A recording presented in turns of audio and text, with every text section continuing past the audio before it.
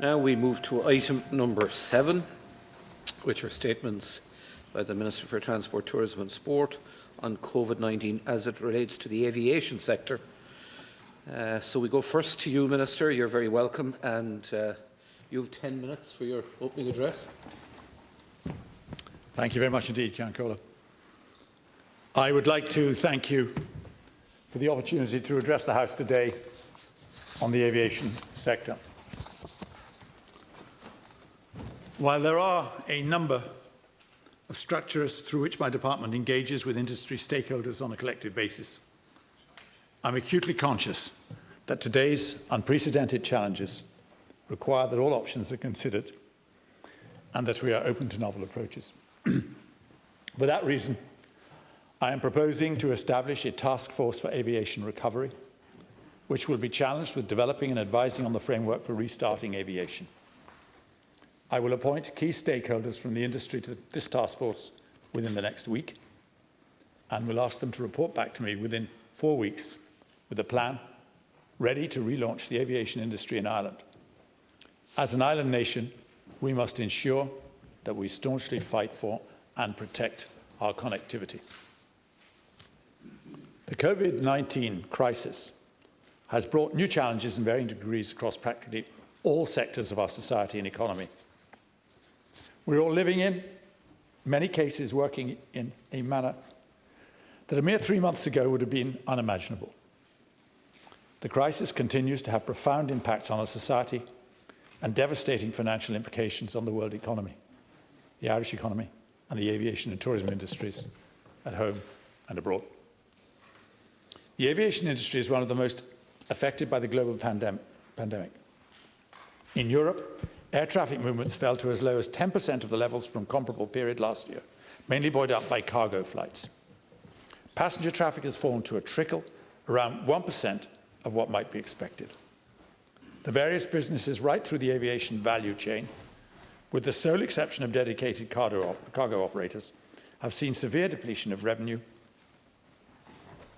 and are facing various degrees of financial challenge. In an industry that has always been cyclical in nature and highly susceptible to external shock, the scale of setback now being experienced is unprecedented. Aircraft have never before been grounded in the way that we are now seeing. The future remains highly uncertain, and because of the inevitable employment impact, the human cost will be high. Ireland has historically had a huge dependence on aviation. As an island economy built largely on international trade and foreign direct investment, aviation is the lifeline that connects us to the global economy. We do not have the advantage of international road and rail connections that predominate for other countries to support the international movement of people for business, tourism, or social purposes. The process of economic recovery, as we emerge from this crisis, will depend on the recovery of the aviation sector. Through the industry, the collapse in revenue streams has, as with very limited exceptions, necessitated a swift and painful response. The main airlines serving Ireland and the airports have applied major pay cuts and laid off staff. While some companies at the outset of the crisis were in a very strong financial position, in comparison with industry peers, none are immune from the need to reduce costs and to restructure their business. We've all seen the public announcements about reduced employment. There is a broad consensus that the recovery of the industry will take time. While there were hopes at earlier stages in the crisis that next year might see a return to business as usual, there's an increasing consensus that the recovery will be slow, with some predicting that 2019 levels of traffic will not be achieved again until 2023. The government has already announced a suite of measures to help mitigate the effects of the crisis on our citizens and businesses. These include the temporary wage subsidy scheme, the pandemic unemployment benefit, 3-month commercial rates waiver, the pandemic stabilisation and recovery fund for medium and large enterprises, a credit guarantee scheme to support lending to SMEs, and warehousing of tax liabilities for a defined period. Airports and airlines have been able to avail of those measures. To help to constrain escalating losses, Some have taken difficult decisions to lay off staff on a temporary basis. These staff can and are availing of the COVID-19 unemployment payment. Most are also availing of support under the government's COVID-19 temporary wage subsidy scheme. State airports are continuing to facilitate airline services for cargo and for limited numbers of passengers. Regional airports, such as Donegal and Carey, are also remaining open to facilitate the government-funded PSO air service between those airports and Dublin. These services allow Donegal and Carey to maintain a basic level of operations and to safeguard connectivity. As well as supporting essential travel, they also provide support to air medical and rescue services. Knock Airport, unfortunately, has had to close down its operations entirely on a temporary basis. In line with recent announcements by other aviation business in relation to cost reduction measures, DAA announced last week that in the context of expecting significantly reduced passenger traffic for several years, the company has no choice but to right-size the business to match the number of passengers that are likely to use Cork and Dublin airports in the medium term. To achieve this, a number of options are being considered, including a voluntary severance scheme. Shannon Group has kept the airport open to facilitate cargo operations, essential passenger travel, emergency flights, reparations and diversions. The management has taken difficult decisions to reduce costs, including temporary layoffs, reduced working hours, the closure of all Shannon heritage tourist attractions, while opening hours for the airport have been reduced. The key airlines serving Ireland, Ryanair and Aer Lingus, have publicly announced some of the measures that they are taking to tackle costs. I'm acutely aware that these airlines are particularly critical to the Irish economy. The government's priority in response to the COVID crisis, and rightly so, has been to save lives. We all know well the measures taken, and indeed it is only through our collective efforts that we have avoided far worse outcomes. The measures adopted for this purpose, though, do place a huge constraint on aviation movements. At present, the travel guidance issued by the Department of Foreign Affairs and Trade recommends that only essential international travel be undertaken. In addition, a self-isolation obligation is recommended for persons arriving by air, with limited exceptions. In combination, these factors mean that both outbound and inbound travel for a business, social or tourism purpose is heavily restricted. This is, of course, reflected in the actual numbers travelling. The roadmap for reopening society and business does not set out any time frame for the resumption of aviation, nor is there any clear definition of the conditions that need to be achieved to allow such a resumption on an unrestricted basis. As such, I'm concerned that the industry has no certainty when business might regrow, and this of itself is a significant destabilising influence. The recovery of aviation depends on a number of factors, including the lifting of constraints on border movements and the establishment of new arrangements to protect the health of passengers in the course of the aviation journey. Fortunately, there is a European guidance around both of these issues, and I will outline these in turn. The European Commission issued a communication on the 13th of May, setting out guidance and recommendations relating to travel and tourism sectors, which envisages a gradual, phased, coordinated and proportionate easing of border controls and travel restrictions across the EU. The guidance suggests the criteria that should be applied to the removal of restrictions on border movements. The criteria include, firstly, epidemiological conditions in the country or counties concerned, secondly, the COVID containment measures, and thirdly, the economic and social considerations. We are beginning the process of considering how these criteria might be best applied in an Irish context. Of course, public health considerations must predominate, and we cannot take actions that potentially undermine the good work that we have done in bringing COVID-19 under control. On the 20th of May, guidelines were adopted by the European Aviation Safety Agency in conjunction with the European Centre for Disease Control for the management of air passengers and aviation personnel in relation to the COVID-19 pandemic. The guidelines seek to promote health and constrain the likelihood of virus transmission in the course of the aviation journey. They include measures such as increased sanitation in relation to both aircraft and airports, the implementation of physical distancing where possible, and the wearing of medical-grade face coverings by both passengers and staff. Air passengers will have a responsibility to adapt to new behaviours and new practices. We have seen in the measures to respond to the crisis so far that people are very willing in this regard. Thank you, Minister. The time is up, so the balance of your script, which has been circulated, will be included in the official record. Right. Thank you very much. We go now to Deputy Marc MacSharry.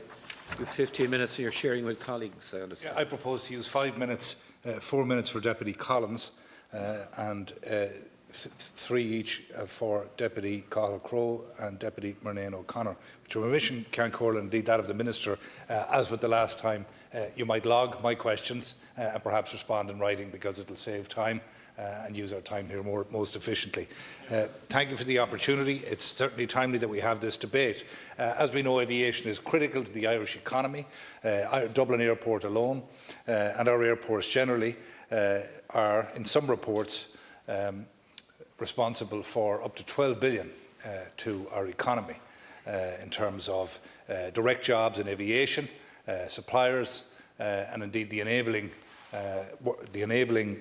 of tourism and indeed aspects of our corporate world. There are many jobs directly, 130,000 according to the DAA, and as we know, in terms of tourism, 260,000, and that's not to mention, of course, the corporate contribution that is made through aviation in this country. So it is vital. Minister, you've covered the many challenges being faced by our industries at the moment. We've seen the temporary layoffs, we've seen the closure of Ireland West Airport Knock, we've seen the issues in Ryanair and Aer Lingus, and indeed smaller airlines like Stobart Air and CityJet. So none of us are unaware of the extreme challenges facing this section. I have to say at the outset I'm very, very concerned you've highlighted the uncertainty that is going to go on for this industry, but I think that our own actions as a state are adding to that uncertainty. Now, nobody for 1 second, least of all the airlines who I want to pay tribute to for their own assistance through this crisis and the help that they've brought and the measures that they've introduced so far for those few that have to essentially travel, and indeed in providing PPE. But to announce a task force, which later this week we will put stakeholders on, presumably those stakeholders are the same people we've been hearing from for months now in terms of getting ready, and to kick them out for 4 weeks, frankly, is nothing more than kicking the can down the road. Today, you'll be aware, Italy lifted their ban.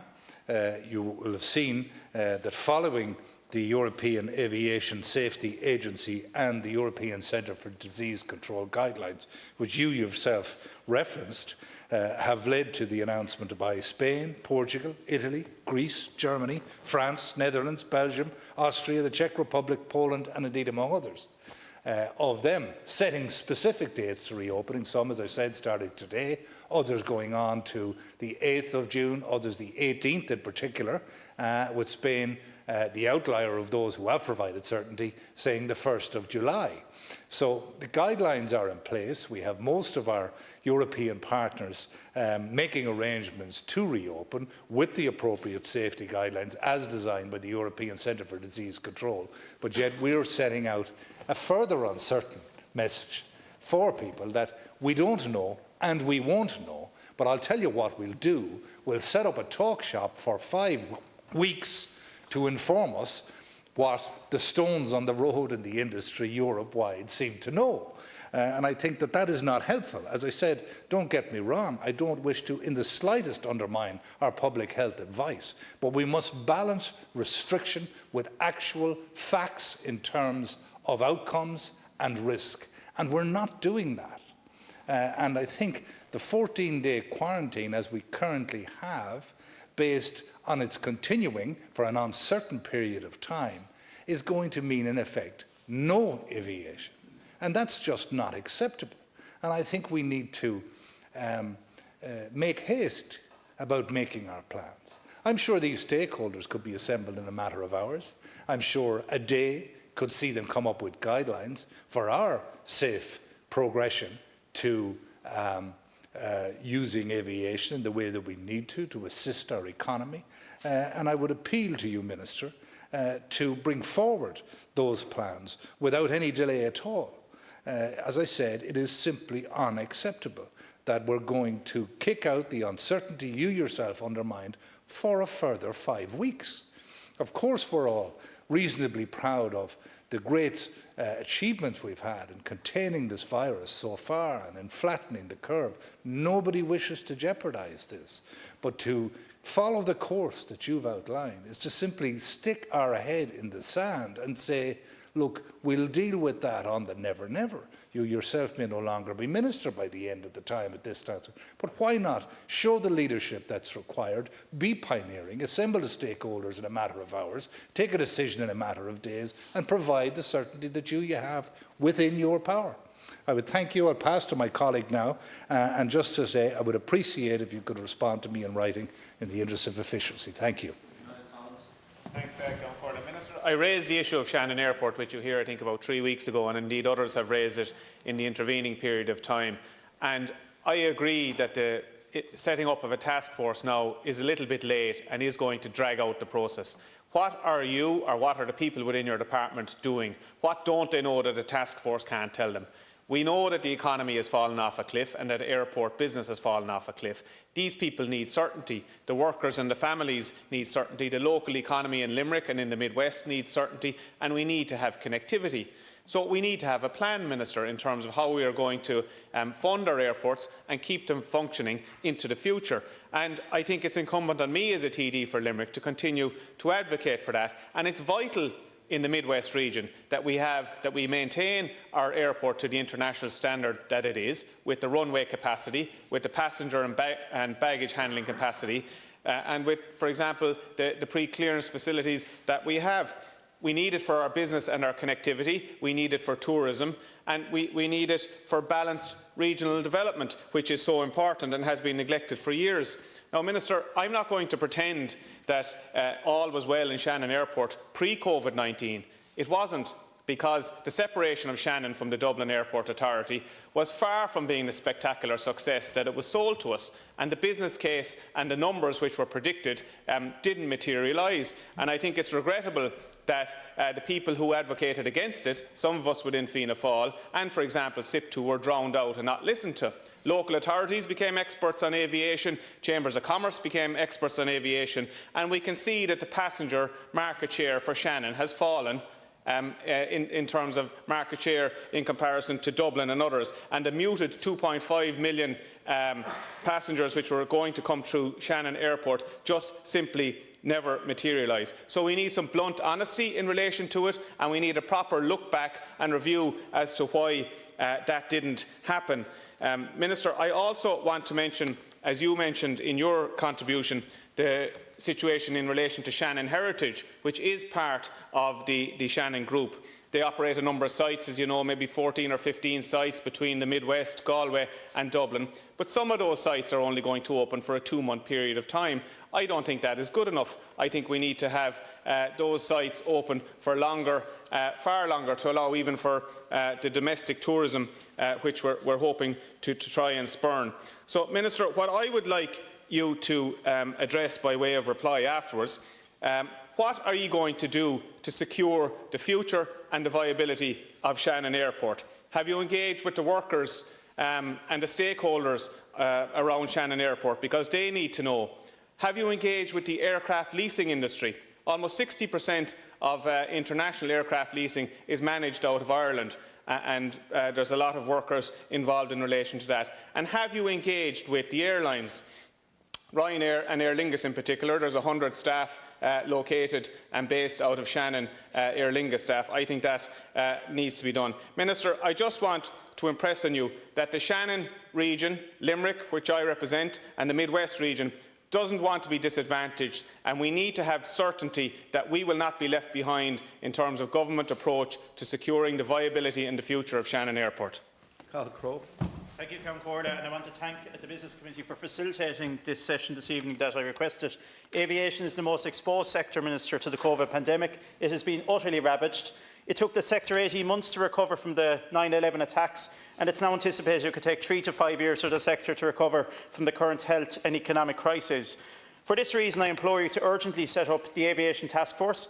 If we wait until the late autumn to introduce supports for aviation, airlines, airports and the countless spin-off industries, it will frankly be too late. The sector is on its knees and it needs an urgent adrenaline shot. Yesterday I spent 3 hours in Shannon Airport meeting workers who have or who are about to lose their jobs. I discovered that over 1,600 Aer Lingus cabin crew workers, of the 1,600 of them, more than 100, approximately all of the Shannon crew are in the top 100 in terms of seniority ranking within the organisation. Despite years of loyal service to Aer Lingus, they were told that they would be laid off vis-à-vis a video from management. I found that utterly appalling. This afternoon they got a letter to confirm all of that. In announcing staff layoffs, it appears to me that Aer Lingus didn't follow the long-established HR procedure of last in, first out. New staff taken on by the company last winter in Dublin and Cork will retain their jobs, whilst those who have given 30 years plus loyal service to Aer Lingus are being told bye-bye. The Aer Lingus staff I spoke to are right now taking home about 40% of their regular salary. They understood from management that they would receive 50% of their salary, topped up by the government's wage subsidy, but none of this has happened. The government has to intervene in this fiasco. It's not good enough to say that this is an independent company, we can't intervene in it. The government has very much got skin in the game at this time. They have a lucrative PPE transit contract with Aer Lingus, and Aer Lingus continue to have all their wage bill practically paid by the government. I want to see Aer Lingus offer clarity and commitment to its future in Shannon. We need guarantees that flights to Heathrow and westerly to the US will recommence at the earliest opportunity. Shannon Airport is the driving force of the entire Midwest region. Without Shannon, there is no local economy. The outgoing government did not provide any capital funding for Shannon Airport over its course. At a time when the airport needed to market new routes and attract other routes, they had to invest and dig deep into the reserves to fund runway and baggage reclaim upgrades. This drought of funding came at a time when Waterford Airport, which hadn't seen any flights over a 3-year period, was granted $5 million by you, Minister. The death nails of Shannon have almost been hammered in, but with a claw hammer we can withdraw them at this moment and give that airport the boost it needs. We need to return to 24/7 operations. I was surprised yesterday to see cargo crates in Shannon, which will be trucked out of Shannon Airport from the apron of the airport to Heathrow to fly to the US. We're missing out on strategic opportunities. The very last thing I wish to say is that the Department of Agriculture operates a pharmaceutical screening point in Shannon. I've heard that will be moved to Dublin with a loss of jobs, a lot of status to Shannon and a loss of income. I think you and your colleague in Agriculture should make a statement clarifying that regard. Thank you, Concord, and thank you, Minister. Jennifer Murnane O'Connor. Thank you, Cathal and Minister. Minister, I received a query this morning. I have a constituent who has over 20 flights booked for a family event at the end of this week. The flight is going. The family do not live near the airport, certainly not within the 5 or 20k, and it is not an essential trip. They have not been offered a voucher, they have not been offered a refund because the flight is still going. What are we doing for customers here? Because just yesterday the COVID-19 committee was told that no unessential travel is advised. In fact, the department has advised against travel, which is not essential.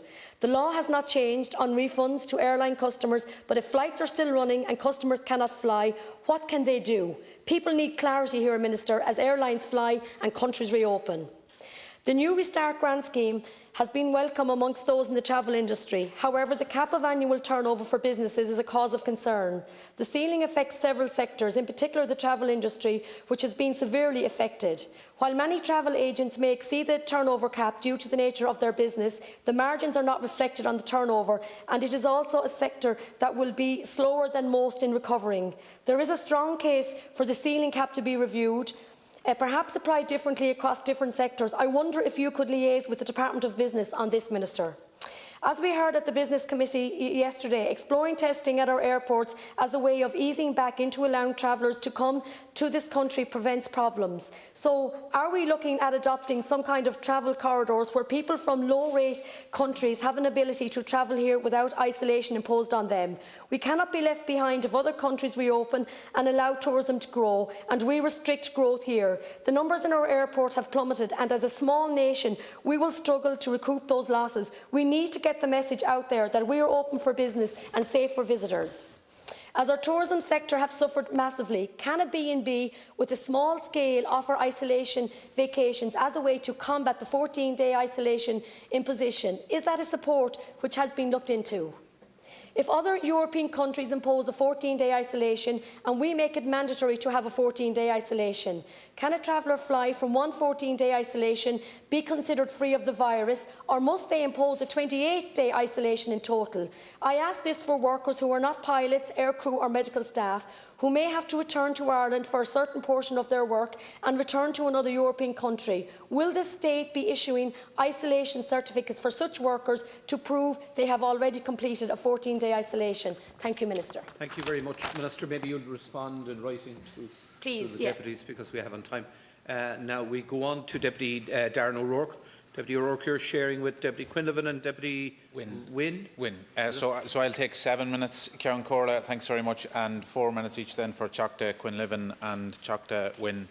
I want at the outset to welcome the announcement of the establishment of a task force for aviation recovery. I think it is very much needed. I would encourage that it be established as quickly as possible and get through its work as quickly as possible. I would recommend and encourage the Minister to include the unions representing workers, including Forsa and SIP2 and IALPA, in that stakeholder forum as well. I think it's important that they are represented. I would also point, in terms of the Minister's opening statement, to acknowledge that he's concerned that the industry has no certainty when business might regrow, and this in and of itself is a significant destabilising influence. I would point out to the Minister that the industry looks to him as the Minister, and citizens and customers of the aviation industry look to the Minister and to the Government for direction in relation to this, and I would encourage as much as that. Minister, yesterday at the COVID-19 committee, the Secretary-General of the Department of Health said that NPHET advised Government on the 3rd of April that both the passenger locator form and the 14-day period of self-isolation should be mandatory. The Government ignored that advice. More than 3 weeks later, on the 26th of April, the passenger locator form was introduced, but it was voluntary and not very well adhered to, as we know. Only on the 28th of May, last week, a further 5 weeks later, the form was made mandatory. Can I ask the Minister, and I look forward to an opportunity to respond, on what basis the advice of NPHET was ignored by Government on the 3rd of April, only to be half implemented on the 28th of May, a full 8 weeks later? I don't think there are any sinister reasons for that. I think there were different opinions about it. The advice was taken.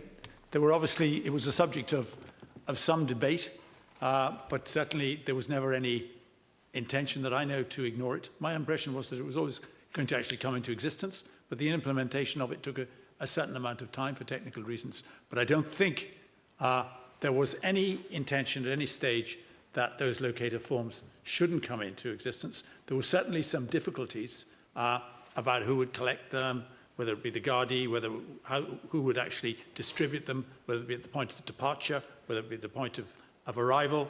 And those things certainly presented some debate, but there was no hidden hand saying, hey, we want to delay it for any reason. I think for logistical reasons about the technicalities, and there were kind of international implications about giving the forms to people in one jurisdiction, whether the airline did it. And I recall all that being part of a debate, but I don't recall anybody opposing it on any grounds at all. And I think there was always an intention for NPHET's advice to be taken. Okay, thank you very much. I will point out that it was advised at the committee yesterday that the advice from NPHET wasn't adhered to, or wasn't taken on board at that time anyway. But a question then again came up yesterday. We were told that the Minister for Health is currently examining the issue of the possibility of a mandatory 14 period of self-isolation. And this is causing a huge amount of confusion. You referenced it yourself in terms of the industry looking to the summer and looking beyond the summer, to travellers, to consumers, looking to would-be holidaymakers, looking to the summer and looking beyond. Can I ask the Minister to advise how long the 14-day period of self-isolation will be in place? If someone has a family holiday booked in mid-July, will they be expected to self-isolate for 14 days? Can the Minister give us a month, a week, a date when this restriction will be lifted? Minister. I can't, obviously. I'd love to be able to do that. I can't even give you the actual date it'll be implemented either at this stage, but I can tell you that it's the intention to implement it. The only thing that would be delaying its implementation would be legal difficulties, because obviously there are some legal and constitutional issues here. But it will be, my guess is, and I'll give you a guess about how long it'll go, I think it will continue for as long as the public health advice is that it should continue. And I don't know, I'm sorry, but I don't know what the answer to that question is, because it will be an effort issue and it'll be up to them to do it. Just to clarify in relation to that, are you indicating that we will move to a period when the 14-day period of self-isolation will actually be mandatory, or is that something that government are going to implement? The intention is to do that. Okay, thank you. One of the public criticisms in relation to the 14-day period of self-isolation is that somebody can come out of the airport and hop onto a bus to their final destination with the possible transmission of infection.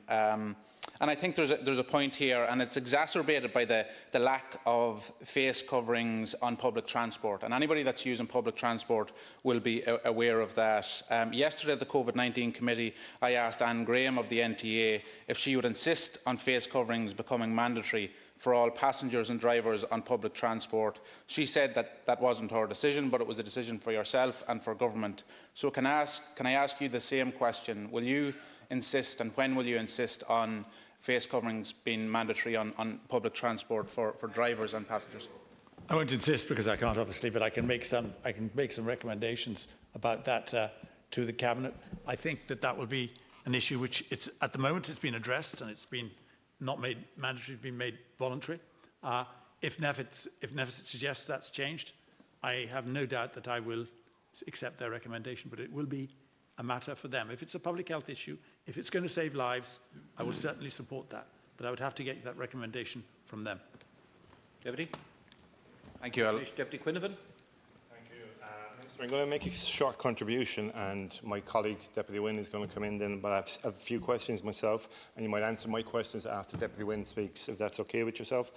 Minister, my contribution, firstly I want to welcome the task force you've announced. I think that's a good move forward, and as my colleague Deputy O'Rourke said there, we must ensure that the unions are involved in this, otherwise, you know, we're all supposed to be in this together, and if the unions are not involved, we're in the height to nowhere.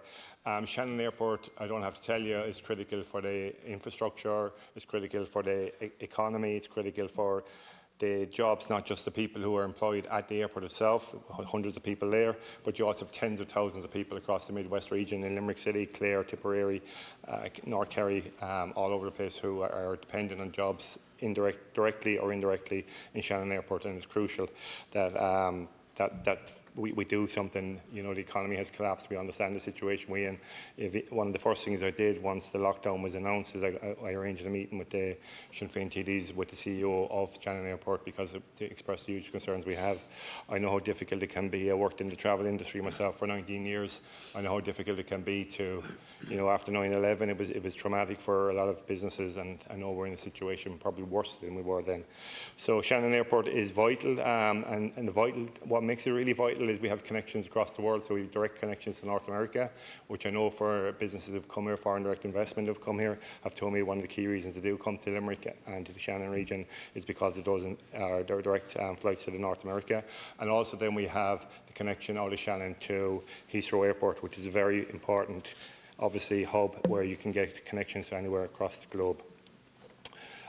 Today, unfortunately, I got an email from a staff member of Aer Lingus who's been laid off on the 21st of June. She doesn't know when she's going to be back, if she's going to be back, and she was really upset at the fact that the Shannon staff have been laid off, but Cork and Dublin are being retained, and this sends out a signal that has sent shockwaves across the area are Aer Lingus going to abandon Shannon? So we need some clarification on that, whether you can give it or whether Aer Lingus themselves need to give it. I also have a concern about what Shannon Heritage have announced. King John's Castle will be the lead tourist attraction in Limerick City. It's closed obviously because of COVID, we all understand that. But they announced they're going to open on the 20th of July, but then they're going to close it on the 30th of August, which is just 6 weeks. It's simply unacceptable. And if you knew Limerick where it was located, you have a castle at one end of Nicholas Street and a historical medieval Nicholas Street. On the other side of it, you have a cathedral. The fact that you wouldn't open that for a longer period, even over the Christmas, people will go to those areas. The street was left go for a number of years, but has been redeveloped with Shannon Heritage and the council over the last number of years. So my questions to you, Minister, are, and basically you can answer them after Deputy Wynne makes her contribution. Have you met the CEO of Shannon Group regarding Shannon Airport? And if you have you met the workers and their unions? What plan have you specifically for Shannon Airport? Have the government agreed to intervene in Shannon Airport and commit to funding the airport? What transport links do you think Shannon Airport should be examined? For instance, have you specifically met with TFI regarding the busing that goes from Cork to Galway to ensure that some of those services would now divert to Shannon Airport when it opens? And have you had any contact with Shannon Heritage as to the announcement of the closure of the attractions they've announced? I have been inundated with concerns from constituents in Clare over the uncertainty that Shannon Airport faces and the associated implications for jobs right across our region going forward. Jobs in the airport and nearby industrial estates are at risk, as are jobs in the tourism sector right across Clare and the Midwest. Minister, we know that Shannon Airport acts as a vital gateway for tourism and business coming into Clare and the wider Midwest region and offers citizens great connectivity to swathes of the world. Clearly, it has a vital role to play as an engine for regional economic growth as we fight to recover from this COVID crisis. We know that the challenges that the airport face are huge, both financially and logistically, given the total shutdown of international flights and tourism as a whole on this island. I highlighted these issues previously, and here I am again reiterating these same points. We know that we are facing unprecedented times and that we have been battling a global pandemic. This fact is appreciated. What is needed now is forward thinking and planning, backed up with commitments and direct action, and this needs to be done in a timely fashion. In this context, Minister, I am extremely disappointed at the actions of Aer Lingus displayed by their recent announcement of layoff of staff at Shannon Airport. Aer Lingus has shown little regard for the needs of our region's community as a whole. Not for the first time, I might add. We can all remember their ill-fated transfer of flight slots away from Shannon to Belfast in 2007. That was proven to be a poor decision in hindsight, just as Aer Lingus's current treatment of Shannon will also come to be seen as another major error of judgment. Yet Aer Lingus appeared happy to maintain 2 flights to Cork per day with an average of only 16 passengers. This fact has not been lost on Shannon Airport's workers, nor to the wider Midwest population. We need the routes back, with priority given to London Heathrow and possibly Birmingham. These routes are essential to Shannon as a support for much needed investment, job creation and job retention. We need this connectivity to be prioritised, and we need the Minister to intervene. Minister, I welcomed your colleague O'Donoghue's announcement to meet with Aer Lingus. However, I was dismayed that even after myself and others highlighted the plight of Shannon Airport, that you yourself did not seek to roll up your sleeves and become directly involved. Workers in Shannon Airport are to be laid off from the period June 21st to August 29th without any guarantee of returning. But they know that this has only applied to Shannon and not staff in Dublin and Cork, and they ask, why is Shannon being discriminated against? There is a real fear that this might be the end of all Aer Lingus flights from Shannon. As we already know, all other transatlantic carriers into Shannon have confirmed that they will not be returning until next spring at the earliest.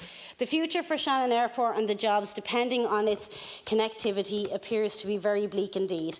This situation cries out for a direct ministerial intervention. Every possible option and/or solution must be examined, and importantly, the separation of Shannon Airport in 2012 needs to be revisited. I will remind you that Sinn Féin did not support the separation in the first instance. Minister, the Irish Government, who are currently supporting the company during this crisis, are doing so to help it retain staff. Many Aer Lingus employees will be left in an extremely vulnerable financial situation if unilateral changes proceed, which will see the remaining employees on 30% of their salary. Minister, I am calling on you to intervene without further delay. Minister, just a minute to address some of those questions, if you would, please. Okay. First of all, I thank you, and I thank you for your contributions. And some of them will, I think, be very ably and appropriately addressed by the task force. That's why one of the reasons it is actually going to be, has been set up. It's going to be voicing the views of some of those whose voices are not heard so loudly as others very often. And I take your point about the unions being involved. I think that's a very appropriate suggestion, because once again, they're not on they're not necessarily included in all the delegations and meeting ministers. And I think it would be a good idea if unions had an input, or the workforce had an input into that particular task force, and I'll ensure that that happens. On Aer Lingus, let me say this: I share their pain, and I share your pain, and I think you're absolutely right. The problem about Aer Lingus is that Aer Lingus, whether it's a problem or not, I don't know. I should rephrase that. The fact of the matter is, it's a commercial and independent body. It's a commercial body which I can't direct to actually send a route in here, there, or anywhere. It makes those decisions, and whereas I may regret them and may make policy for the nation, I cannot direct an airline to put a route into a particular airport. All right. Thank you, Minister. Will you correspond perhaps with the deputies on the other questions? I haven't met her since the crisis began, but I'd be happy to say, but I met her beforehand. All right, we move on to the Fine Gael group. Deputy Emer Higgins, sharing with colleagues. Yeah, three of us speaking, Count Corla. Thank you. Minister, as you know, your department would usually be gearing up to mark National Bike Week, which has been postponed as a result of COVID-19. And today, in fact, today is International Bike Day. So I hope you'll indulge a quick question on cycling before I ask my question on air travel. Very quick, I promise. We're all flying bikes you have. We're all changing our lifestyles as a result of the pandemic, and one of the positive changes is the number of people who have taken up cycling. Today, over 500,000 adults say they're cycling at least once a week during this crisis, compared to 220,000 this time last year. When you consider the move to reduce carbon emissions and the fact that capacity on our public transport services will be impacted by social distancing, it's clear that now is the time for the government to support this movement. I would ask you, Minister, to consider increasing the threshold for the Cycle to Work scheme from 1,000 to 1,500 to support cyclists and those considering taking up cycling.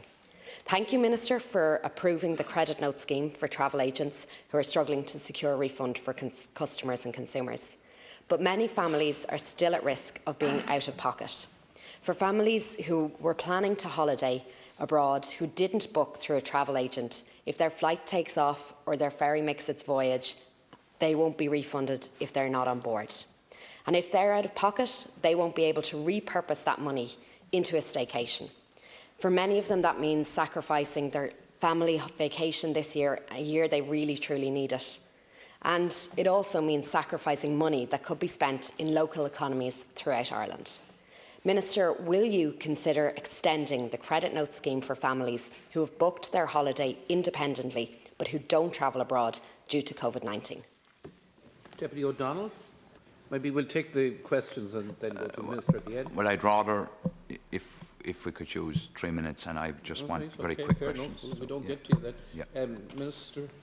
Yeah, fine. Your question on bicycles, which you asked them to raise the threshold. Thank you for saying what you did about bicycles. It's not up to me, but I will convey your wishes to the Minister for Finance. All right. On the second question about that scheme, I think there's a certain misunderstanding about that scheme somewhere. That scheme is introduced for two reasons. And remember, there is a guarantee of the money to the people who actually had the cancellation. The credit notes are offered and only offered by the travel agents. They don't have to be accepted by the customer. The customer can say, no, I'm going to go after the money. And if they seek to get the money, they will get it. On top of that, if the travel agent goes bust, and there are I think five have gone under recently, those credit notes are guaranteed by the government. So the traveller, the consumer, will not lose that money in the long run, whatever happens. The reason why this is being done, and it's not something which you do easily because the consumer is being asked to make a sacrifice, is because the travel agents are in such an appalling situation, cash flow situation, because of, as you've identified, the flights being cancelled, the flights flying, but them not getting a rebate themselves, that they then can't hand it over to, they would go under if they were to hand over to all those people who cancelled. So the idea here is to make sure that the travel agencies don't get into a really seriously situation where there's a kind of a wave of travel agents going bust, but where they can actually offer something to the consumer who will be able to redeem it in the long run. My question is more in relation to maybe you might get back to me right now. Okay, yeah. Thank you. O'Donnell? If you could we'll just 3 minutes each. So, Minister, I just have very quick questions for you. It's about Shannon Airport. I wrote to the CEO of Aer Lingus in the last week. There's a particular point to have in terms of the cabin crew, Shannon cabin crew that have been temporarily laid off. I have a copy of a letter here sent to workers today. It's very upsetting for them. They're being allowed to stay on the wage subsidy scheme, but they're being differentiated from their colleagues in Cork and Dublin. I would ask, Minister, that you contact Aer Lingus. I sent a copy of the letter to you. You might make a commitment to contact Aer Lingus that they would maintain the employees and the cabin crew in Shannon on the same basis as elsewhere. Second question I have for you, Minister, that you would ensure that on the Task Force for Aviation Recovery, Shannon Airport will be on that along with the unions. And thirdly, on the Coach Tourism and Transport Council, the CTTC, which is bus operators, can you ensure that one of their members is on the Tourism Recovery Task Force, and would you commit to setting up a public recovery task force, a public transport recovery task force around that area? They're a very, very vulnerable industry. Quick response, Minister. Thank you. Minister. We've roughly a minute and a half. I'm not going to give you a pledge about going to Aer Lingus and saying that this has happened. No, I can't do that because I would. But what I will do is I will address the matter with them and see what what their interpretation situation is, and then take it from there. The second question was about the task force for Shannon Airport. I think that we can probably give you that promise. Okay. And then finally, the CTTC, the transport coach operators, would you look to set up a specific public transport recovery task force? I will communicate with the Deputy about that. Thank you. Joe Carey. Thanks very much, Sean Corla, and I want to thank you for facilitating this debate at my request there last week. There's a lot been said here tonight, and we're more or less wrapping up this section. I too want to join with my colleague, Deputy Kieran O'Donnell, in relation to the situation with Aer Lingus in Shannon. It's vital that the Shannon Heathrow route is restored at the earliest opportunity. Shannon is being dealt with differently to Cork and Dublin, and Belfast indeed. It's the only airport that doesn't have that direct connection to a hub, and that hub services the whole Midwest and Western regions. And it's imperative that you, as Minister for Transport, would intervene on that basis. And it would seem to me that the 21st of June is a key date, and it's the date that the temporary wage subsidy scheme ends. And we have been told, and I've been informed, that that vital scheme is being extended. And on that basis, Minister, I'd ask that you would intervene and speak with Aer Lingus and encourage them to keep that base of people, those loyal workers who have served Aer Lingus and the region so well over the years, that they can remain in employment. It's vital indeed that you would also ask Aer Lingus to make a statement in relation to the base that Aer Lingus have in Shannon, the 90 cabin crew and 60 ground personnel. It's vital that they give that commitment. When Aer Lingus was acquired by AIG in 2015. There were clear commitments made, and they need to be honoured in terms of the Heathrow route and transportation over to North America. That North American traffic is vital for Shannon. It's the lifeblood of the tour operators, of hotels, guest houses, B&Bs, pubs and clubs right across the west coast of Ireland. And it's important that those flights would start as soon as possible. I welcome the fact that there is a task force in place that you've announced there tonight. It's a pity that maybe you didn't announce it a bit earlier. But that said, I welcome the fact that you're going to have representations from the Shannon Group on that task force. I know what the current asks are there in terms of the Shannon Group. They do need, and the 80 other aviation-related firms in the Midwest region, they also need an extension of the temporary wage subsidy scheme. And I would argue that that has to be extended into 2021. And you've commented that aviation, the recovery will be slow. I think we also need to look at the 14-day mandatory isolation period. We need to look at that in order to get aviation going and get transport going, a vital industry for our island nation. I think we need to look at that particular issue again and give guidance and give some security to aviation companies, to airlines, to people who work in it, and to the industries who depend on that connectivity. Minister, you might come back to me in relation to some of those questions. In the 30 seconds remaining, Minister, could you? Yeah, okay, there are about 5 or 6. Let me answer you on a couple of things. Yeah, Shannon is an area which has made representations on many things to us, which have been covered by you and Deputy O'Donnell and others, and we're very, very conscious of it, and we are going to consider that in the light of every other plea that comes our way. I'm aware of the fact, Deputy, that you have made representations about Aer Lingus and the flight in there. I can't order them to put a route in there. You know that. The fact that they've laid off so many people is something which I deeply regret. I think it's something which is very difficult. I think that in their contract there was actually a kind of get-out clause for a pandemic. So I think it's difficult to do anything about it that way. But I think in the near future it would be appropriate for me to convey the wishes of all the deputies in this House to Aer Lingus about Shannon, about what they've done and the need to, or their wish to reinstall a route there. Again, you might correspond with the deputies if there are matters that have not been addressed. Deputy Joe O'Brien on behalf of the Green Party. Thank you. I might do it in 2 chunks. I have 10 minutes. 3 questions to start. Minister, Aer Lingus parent company IAG have informed investors of their €10 billion war chest to see them through the current pandemic. They are currently in talks to acquire additional airlines in Spain and Austria, all the while taking advantage of wage subsidy schemes in Ireland, England and Spain. And I wish to raise concerns about the actions of Aer Lingus management in the Dublin area in terms of restructuring plans. Up to and including today, unions have been looking for meetings with management in Aer Lingus in Dublin, and they have been refused up to and including today. So I would like to row in behind some of my colleagues here and ask you to write to them. I know you cannot direct them, but the state is helping Aer Lingus to a significant degree, obviously its employees as well, with the temporary wage subsidy scheme. So I think the very least you could do is write to them and ask them to engage with the unions in a much better fashion. That's my first request, I suppose.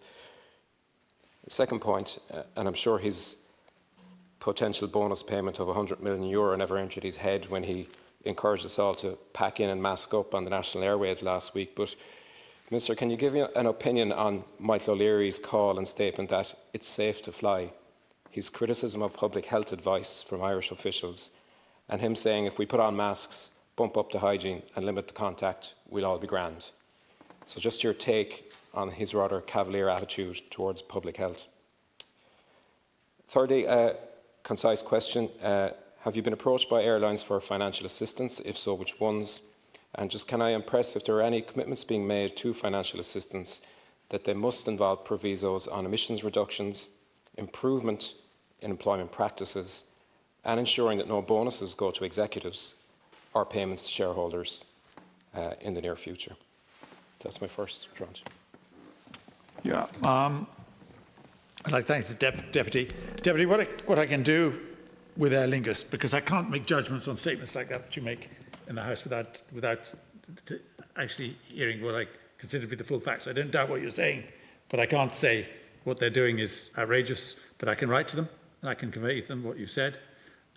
If there's a good case for them meeting these people, sure, I will address it. I'm just not familiar with the facts as they have come today, but as they come to the floor this evening. But I will certainly do that. Michael O'Leary is saying it's safe to fly. Well, I don't want to make any comments at all on that, except to say that everybody in this particular space has a particular axe to grind and has a particular interest. Michael O'Leary is in the business of selling seats on aeroplanes. That means that is his priority. As Minister and as Government, we have to take note of the industry's views, of course, because it's so important to the connectivity to Ireland, but we also have to take note of the health authorities' views as well. And when I listen, as I think you do, to the airlines talking and the airline spokesman speaking, I have to bear in mind where they're coming from. I appreciate it, and I know how important they are and what a great job they're doing in sense for Ireland economically. But I also have to bear in mind the fact that health considerations are paramount and that we have to counter one with the other. I should say this, nobody is getting their way all the time in this particular space. But at the end of the day, the government has recognised that the health of the nation is the most important. It's the most important factor that we have to consider when dealing with the COVID crisis. And finally, airlines for financial assistance. Well, an awful lot of them have come for financial assistance. An awful lot of them are getting financial assistance. An awful lot of them are using the wage support scheme, as you know, and they're using all the other particular props which the government has provided. Some of them come with special pleading as well. Some of them are getting PSOs. All those are continuing. But I just say that we consider all pleas sympathetically because of the importance of the airline industry and the airport to the connectivity of this country. Three follow-up questions. I don't necessarily expect you to have the answer to this first one, but do all aircraft landing and leaving Ireland have what are called HEPA air filters? So these are air filters that can actually block COVID from travelling. That's possibly a referral for the Irish Aviation Authority, I'm not sure.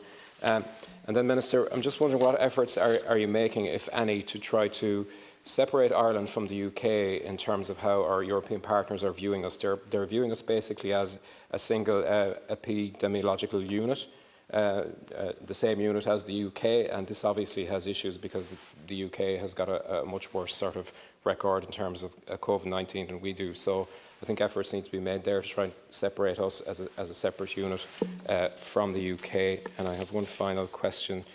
Just the safe routes and the safe corridors, what explorations are happening, if any, in terms of identifying countries where travel to and from could be more viable or could be the starter countries for us to open safe routes with? Thank you, Deputy O'Brien, Minister. Yeah, I think not all have these HEPA filters. I think that's the case. Ryanair and Aer Lingus do. And I'll give you the details on the other ones if you want them. I'll send them on to you. But I think that's the case on that. Your point you made about the United Kingdom, there are obviously one of the initiatives which have been taken by Europe is that maybe obviously that when we open up, that we would start by opening up with countries which have matching COVID levels. And I don't know, we're certainly conscious of the fact that we are at a level of other countries apart from the UK, but we obviously have very, very close ties with the UK in many other ways, and they're our closest neighbour and the ones with whom we trade most closely, with the one where the passengers and the tourism is so close. So we have to bear that in mind as well. Just clarification on trying to separate Ireland from the UK in terms of how our other European partners, is there anything happening on that? And just to express a bit of concern. I see no sign of anybody separating us from the UK in that way, no. Okay. And just to express concern, that do you have any idea how many aircraft or what airlines don't have HEPA filters You said Ryanair and Aer Lingus do, but what percentage are we talking about here that don't? I don't know, but I can let you know. I know Ryanair and Aer Lingus do, but I can let you know what the others do. Don't. All right, thank you. Deputy Duncan-Smith. Thank you for facilitating this debate tonight, Minister. It's most important. And thank you for your opening statement. And I listened to it and I read it, and I certainly do get a sense that the gravity of the situation affecting the aviation sector is not lost on you. And I do welcome the setting up of a task force. I think it's a welcome move. It's a much needed move. But I just need to ask you, Minister, my first question. Can you commit to the House tonight that the trade unions or the representatives, the SIP2, IALPA, FORSA, indeed ICTU, will be represented on that task force? I think it's a must, as Deputy Quinlivan said earlier. It's a must, so if you could commit to that first. My second question is in relation to the temporary wage subsidy scheme. I think it's regrettable that, first of all, it was very welcome that the government applied it and that the aviation sector turned it up. I think it was delivered in bad faith by a number of companies in the aviation sector. Do you think it's regrettable now that conditionality wasn't placed on the temporary wage subsidy scheme in terms of the retention of jobs and in terms of the topping up of wages? And the follow-on to that is, will you support the extension of the temporary wage subsidy scheme to the major aviation companies, but also companies such as Swissport and Gate Gourmet and OCS, who provide ground operations and catering and cleaning, that they required also? And that would you support that scheme being extended to the end of this year? I mean, we've seen even the most optimistic projections would indicate that passenger numbers would only be back to 50% of 2019 levels in November and December. So this scheme would be much needed for the full rest of the year. Yeah, I'll tell you what I'll do there. I will listen very closely to the advice of what the Minister of Finance says about that and the state of the public finances. Obviously, my predisposition would be that there should be full support to those people who've lost their jobs, who are out of work, which way it's done, whether it's done by, doesn't matter particularly, except that these people are supported. We will have to look at the public finances as well to see how long that can go on. And the situation there is not looking good. Today we had some fairly grim figures, but all the same, I would be looking upon that from the advice that we're getting from the Department of Finance as well. Will I ask a representative of trade union? I will ensure that there is a representative of the workforce on that body, the task force. I'm not going to give you a guarantee of what trades union it will come from, or whether it come from ICTU, or whether it come from somewhere else, but I will ensure that there is someone who's very definitely there as a representative of the workforce. I can give you that pledge here today because I think that's extraordinarily important, because they are a part of this great industry, and they're a very important part of it, and they're people who are suffering and whose jobs should be protected as far as possible. Thank you, Minister, and I welcome that assurance, and I'm sure the trade union movement and the workers will welcome that as well. Just in relation to connectivity, is there anything that you can, is there any commitments you can give tonight in terms of your actions, in terms of being able to write even a letter to the CEO of the airport groups and the companies in relation to ensuring that important routes such as Knock to Gatwick, Shannon, the transatlantic routes, that connectivity, Cork and Heathrow are retained, to name but few? I know you don't have the power, but can you provide the heavy weight of your office behind the supporting of those key routes? There's massive concerns. We've seen Knock obviously close, has been mentioned tonight.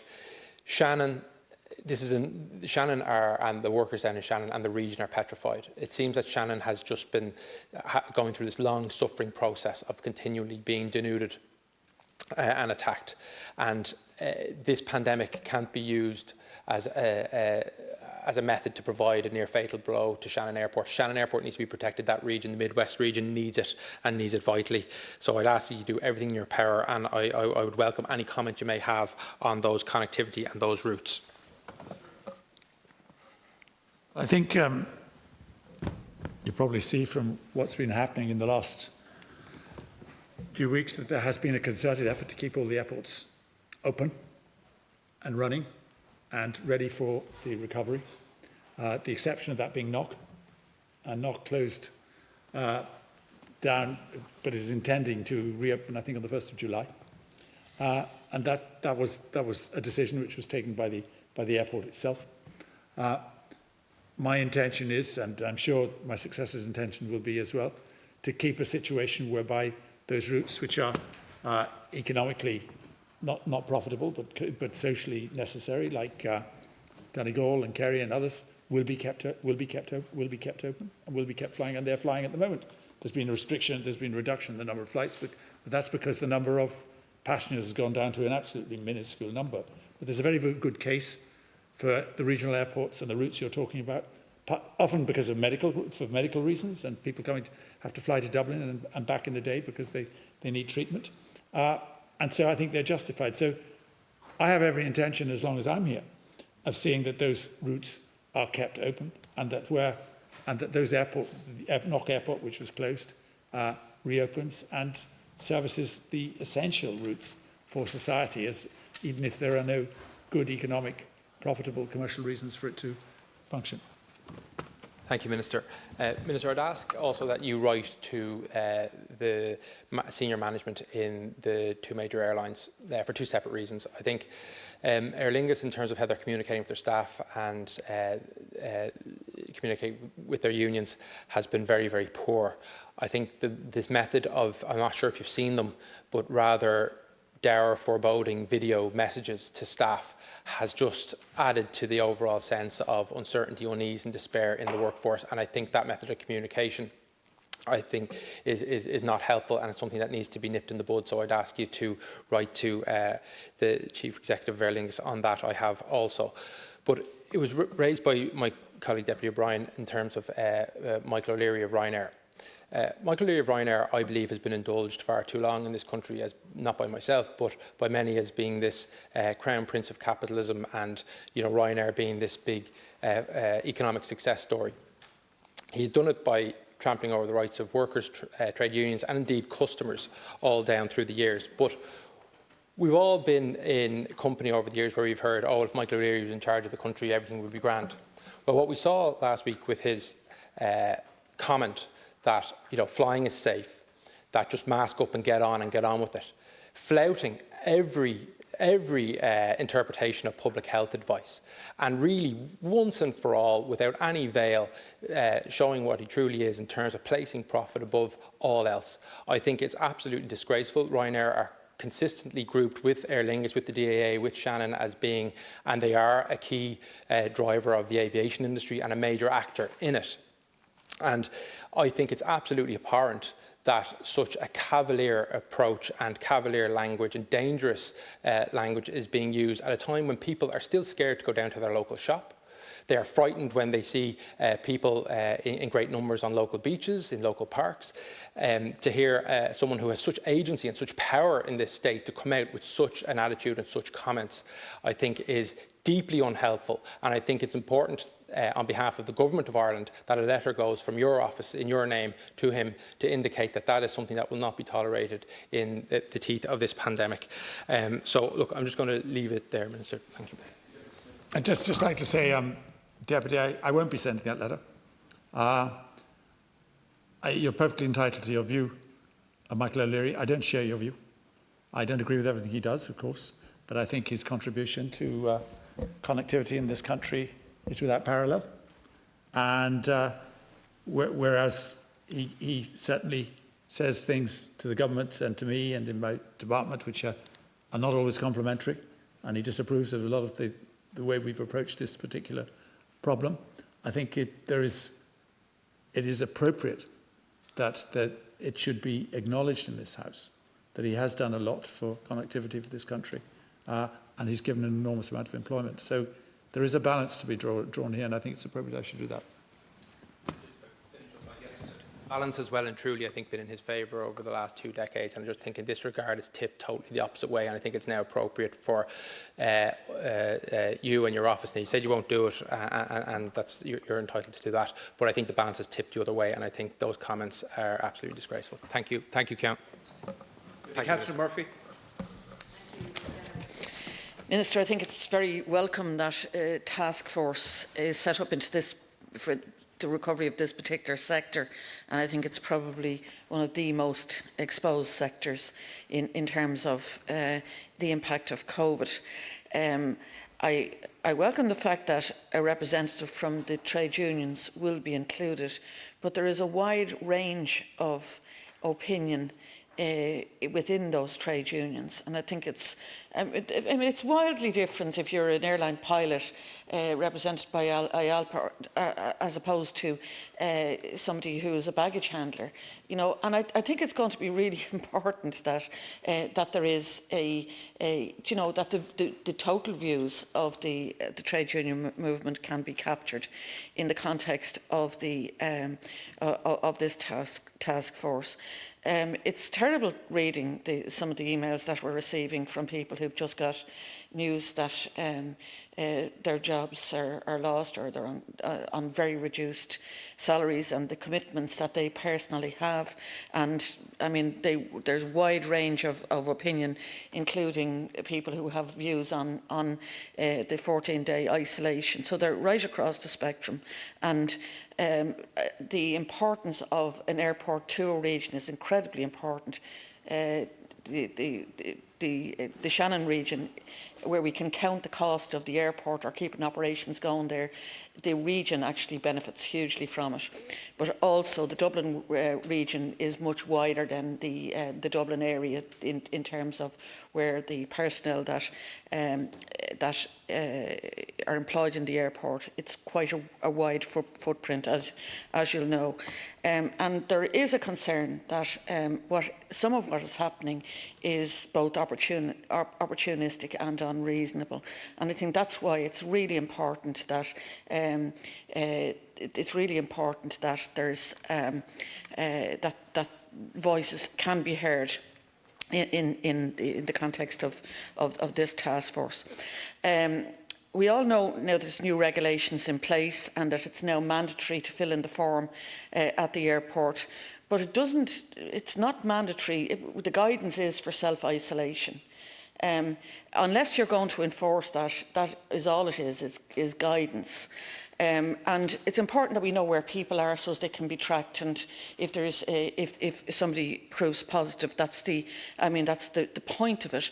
But if it's not enforced in terms of self-isolation, you do have to ask about the value of that particular aspect of it. I know there were some follow-up calls to the first iteration of the form, and a lot of people didn't follow through or didn't answer calls and so on and so forth. So I think that's got to be closely monitored. We saw the impact of, for example, the people who arrived from northern Italy early in the pandemic, and at a point where that was the epicentre in Europe. And that was of critical importance in terms of the spread of the virus here. So I think it's really important. This whole sector is going to be really important in terms of how we manage the throughput of people. And we can't ignore the fact that we're an island, and we require that connectivity, and we require a recovery of this sector as soon as that can happen. I do also share the concerns about who's making policy here, and indeed, I listened to your contribution at the beginning, Minister, and you talked about social distancing on airlines. From the 1st of July, we're being told by Ryanair or by Michael O'Leary that the intention is not to do that, but just that people will require a mask. Now, does NEFIT have a view on that? Is that the conditions under which the flights will operate? And if NEFIT say that is fine, well then that's that would be an important component. But I haven't heard them saying anything like that. And Minister, I think you're going to have to address that particular aspect. Other than that, then the policy is being made by the airline operator as opposed to the public health considerations. I mean, lots of us have views on the roadmap and when whether or not it is overly rigid in some respects. But I think this particular sector, in terms of looking at how other countries are organising things, for example, there's a traffic light system in some countries in relation to the flights that would be coming from areas that are not as well managed as they're managing their own health. And containment of this particular virus. And we're unfortunately in a position where our nearest neighbour, England more than, and I think we have to differentiate the UK, where England, Scotland, Wales and Northern Ireland are managing it slightly differently.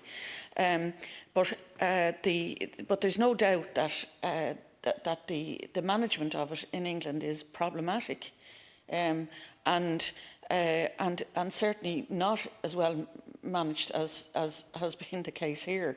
And there are other countries in Europe that have managed it very differently, and other parts of the world that have managed it very well. But travel is a critically important risk, and where nobody wants to restrict movement, how can we safely allow movement is the question that we need to ask. And if we can safely allow movement by virtue of a traffic light signal or system, I think that would be something that certainly should be considered.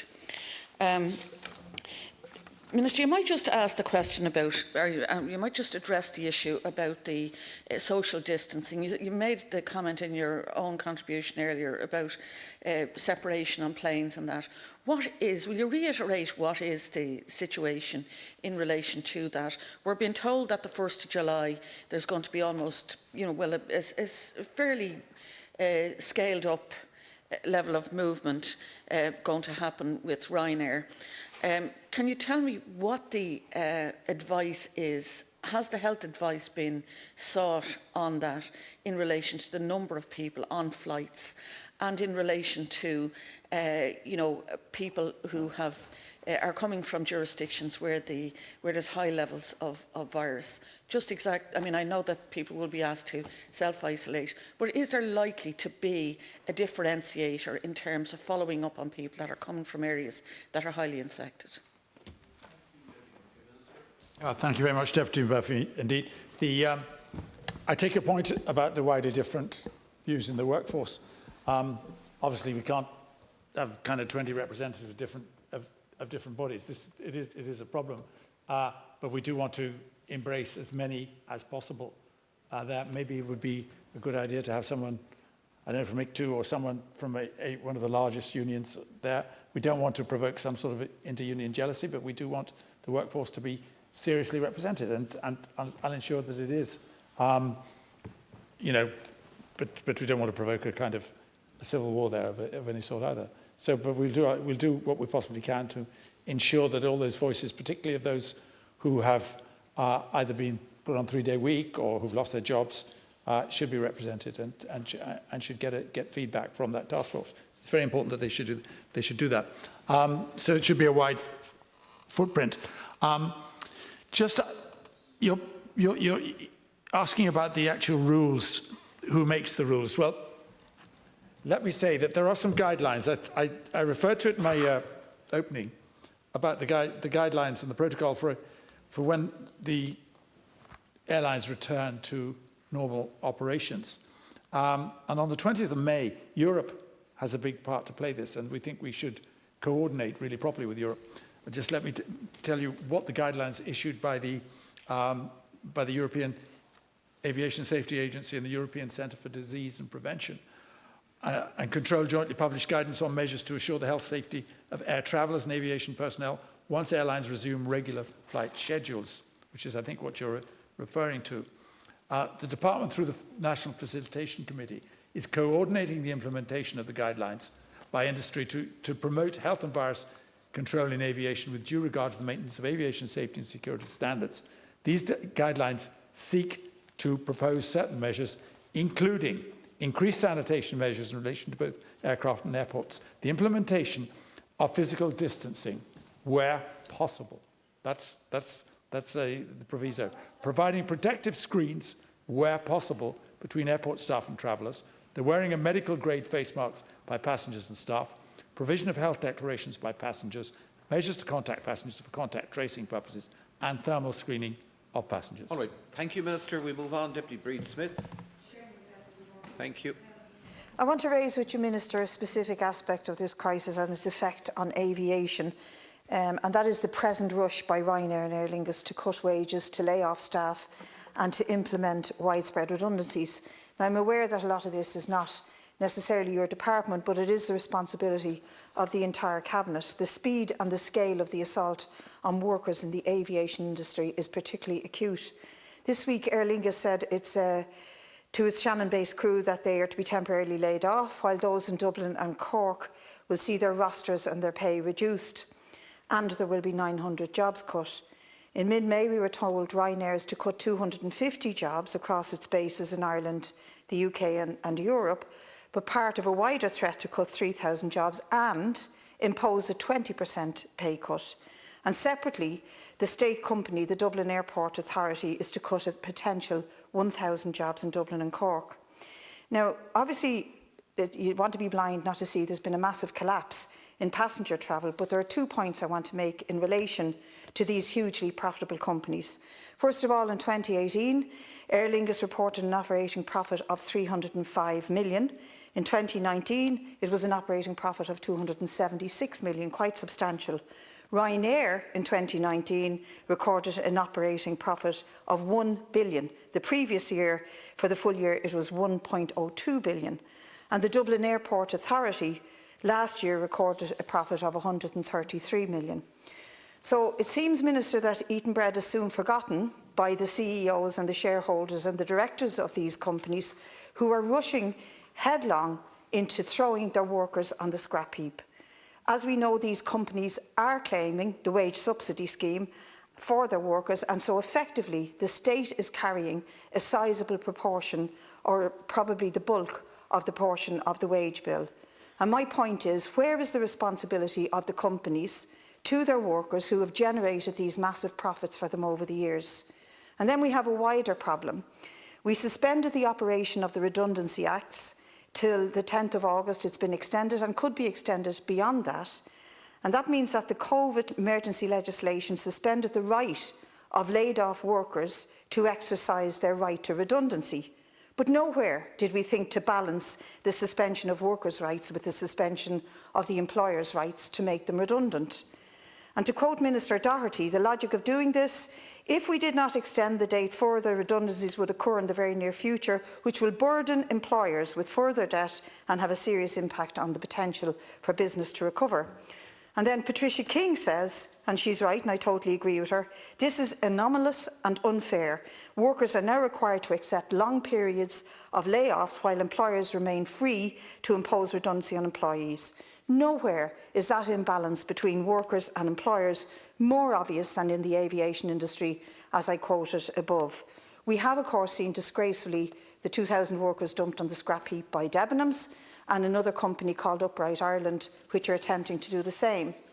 And this is why I'm calling for a complete moratorium to be placed on the facility for employers to dismiss workers on the grounds of redundancy during the period in which Section 12 of the 1967 Act remains suspended. Just as workers' right to claim that redundancy has been suspended, so must the right of employers to dismiss workers be suspended during this crisis.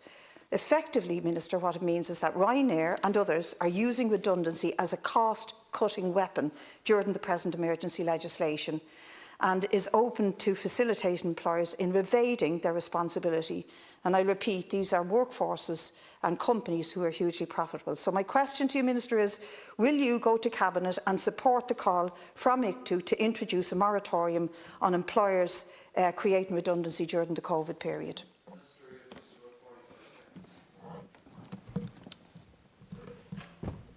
Deputy Smith, the tale you've told is a very sad one. It's disgraceful. And it's very, very sad, and it's very, very tragic for a large number of people, an extraordinary number of people.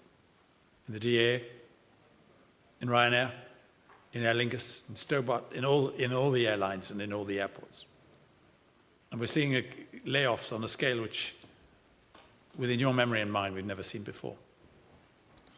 We're also seeing a situation we've never seen the like of before. And people are reacting to it in ways which are sometimes right and sometimes wrong, sometimes inhuman, sometimes very human, sometimes very practical. But let me, sorry, yeah. Could I just say one thing?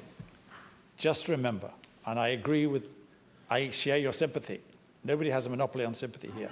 But just remember, well, I share your anger as well, but you don't have a monopoly on anger. But just remember one thing here, and this is really important. The revenue of these companies, which were monsters, one of them a monopoly, monstrously sized company, one of which was a state monopoly, has gone down by 99%. Thank you. Deputy Paul Murphy, please. A growing number of millionaires and billionaires and their cheerleaders in the media and in the Dáil are calling for vital public health restrictions to be loosened more quickly so that the economy can fully reopen and they can resume making their profits. Leading the charge, unsurprisingly, has been Michael O'Leary of Ryanair, a notoriously bad employer, despite what you might say. He has now graduated from bashing unions and driving down workers' paying conditions to demanding an end to vital public health restrictions needed to protect us all from this pandemic. 2 weeks ago, he took to the airwaves on both Morning Ireland and News Talk to demand that social distancing be reduced from 2 metres to 1. He attempted to dress this up with references to medical advice, but anyone with an ounce of cop on can see it's so that he can keep cramming people into his planes. Dr. Gabrielle Scally said in response, quote, "I really don't think that Michael O'Leary is a good source of public health advice. I think he might have a vested interest." I agree with Dr. Scally. Minister, you admitted to me in this chamber a few weeks ago that the last time the airline industry made demands of you in relation to the coronavirus, you bent the knee, you wrote to the European Commission asking for them to be allowed to rip off the public by offering vouchers instead of cash refunds. My question today is, do you support the public health advice from ENFIT on maintaining 2 metre social distance, or have you been one of the ministers clamouring behind closed doors for restrictions to be loosened so that Michael O'Leary and the rest of his class can maximise their profits?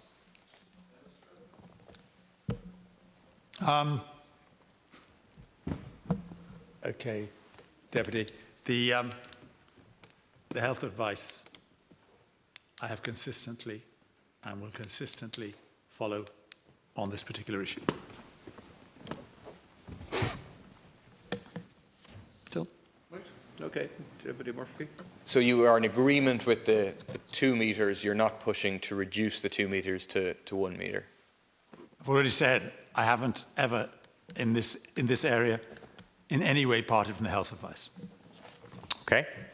I would stress for the record then, but I take it that you agree that there is substantial scientific weight behind the 2 metres. There's a review of over 200 scientific studies, which was published in The Lancet 2 days ago, which found out that transmission of viruses was lower with physical distancing of more than 1 metre. They said the evidence is clear that 2 metres saves more lives than 1 metre. WHO is also clear. There has been reference by a number of different ministers, but also by the Taoiseach last week, to say that, for example, to quote the Taoiseach, the vast majority of people would like to see us accelerate the plan.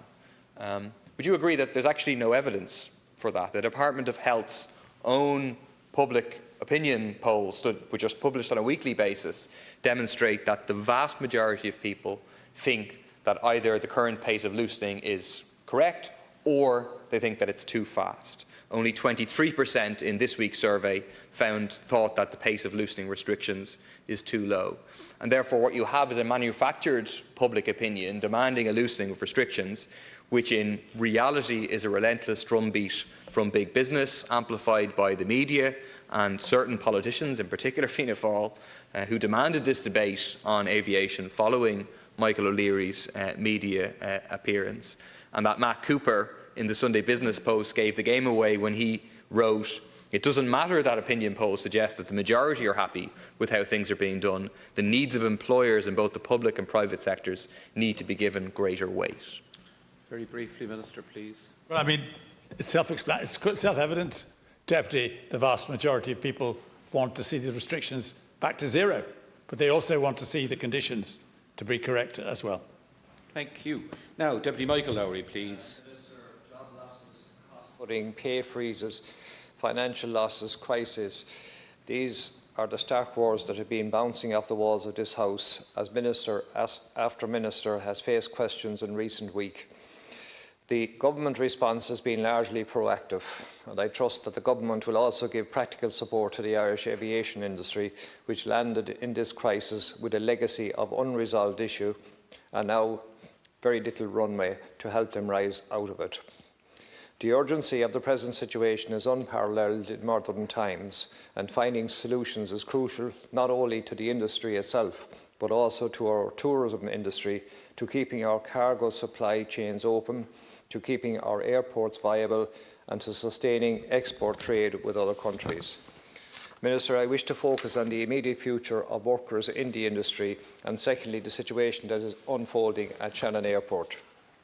From the perspective of getting planes back in the air, aviation workers at all levels are calling for the 14 days quarantine period to be re-examined.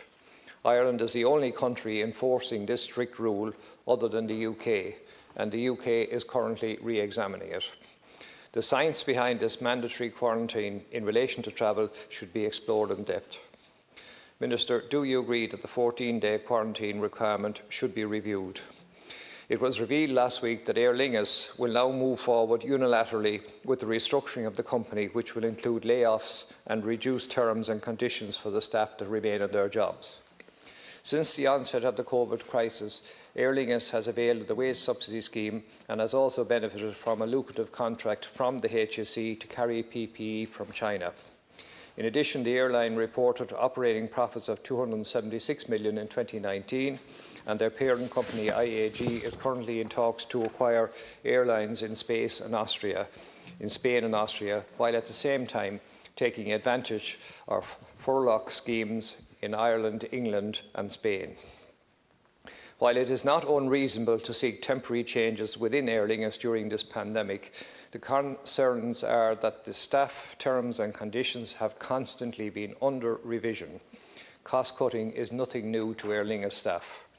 This most recent decision, taken without consultation or any communication with unions or staff for non-voluntary redundancy or unilateral redundancy, is yet another slap in the face for Aer Lingus employees. Throughout the years, many of these employees have already seen and taken drastic cuts, not only in terms of pay freezes, but in alterations to their terms and conditions. Yet in recent years, when the highest profits in the history of Aer Lingus were announced, the pay and conditions were not restored. Neither did the staff share in the monetary success, although agreement to do so was set by the Labour Relations Court in October 2017. Minister, the driving force and success of Aer Lingus lies not with its executives but with its unique staff. These staff members, who are scattered across Tipperary and our country, are currently living their lives under a black cloud of uncertainty. The Government is currently keeping in their jobs, for which they are grateful, but their futures are vulnerable and uncertain. This vulnerability will have ripples across the entire economy if significant job losses occur. These people are homeowners. They are supporters of local business.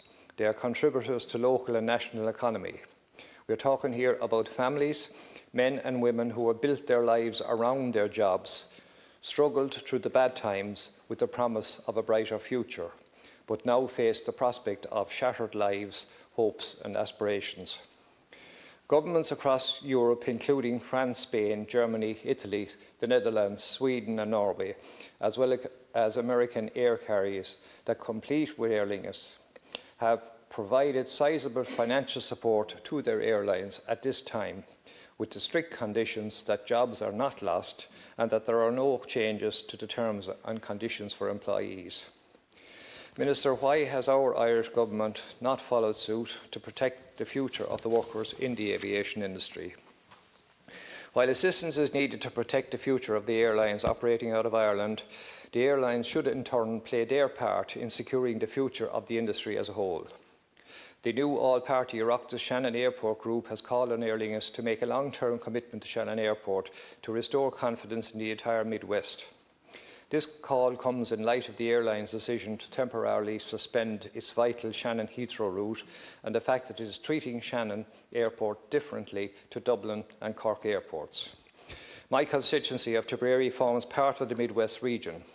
This region, along with many counties on the western side of Ireland, are dependent on the ease of connectivity to Britain afforded by the Shannon to Heathrow route.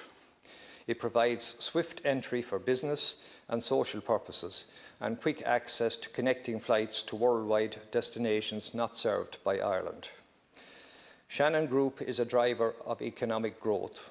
From independent research, it has been proven that their activities support 46,000 jobs in the region.